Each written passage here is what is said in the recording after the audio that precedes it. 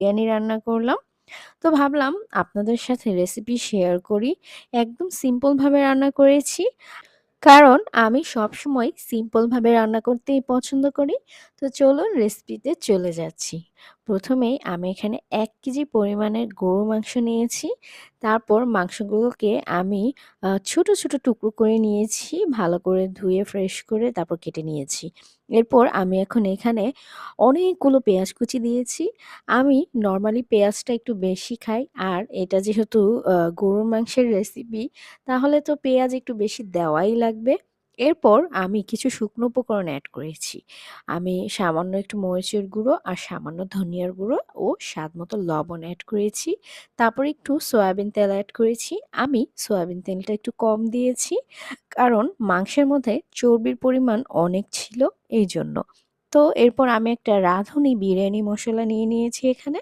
এরপর মসলাটা আমি প্যাকেট খুলে দিয়ে ভালো করে পুরো মাংসটাকে আমি মাখিয়ে নিচ্ছি যেন সব মাংসের মধ্যে মশলাগুলো মিশে যায়।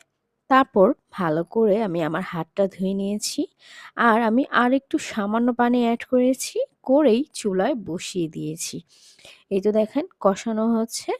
এরপর হচ্ছে আমি ভালো করে মাংসটাকে কষিয়ে নিচ্ছি। আমি কিন্তু মাংসের মধ্যে অল্পই পানি দিয়েছি। কারণ মাংস থেকে অনেক পানি বেরিয়ে আসছে। এজন্য মাংসতে ১ম এই মানে যদি আপনি মাখিয়ে বসান তখন অল্প পানি দিলেই হয়। কারণ আরো পানি উঠে যায়। তো ওইদিকে আমি মাংস এক চুলায় রেখে আরেক চুলায় পোলাওটা দম দিয়ে ফেলেছি। আমি সব রান্না একা করিনি, আমার আম্মু আমাকে হেল্প করেছে। আর পুরো রান্নাটা খুবই তাড়াহুড়া করে রান্না করতে হয়েছে।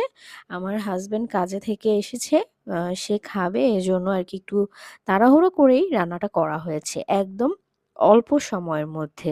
তারপরও আলহামদুলিল্লাহ অল্প সময়ের মধ্যে খুবই ভালো হয়েছে।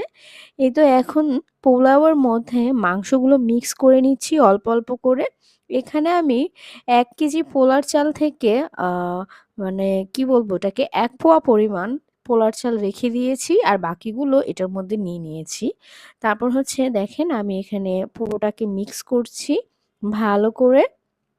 এই পর্যায়ে মানে পুরো পোলাও আর মাংসটা মিক্স করাটা খুবই কষ্টের। মানে ভালো করে নাড়াচাড়া করে মিক্স করতে হয়।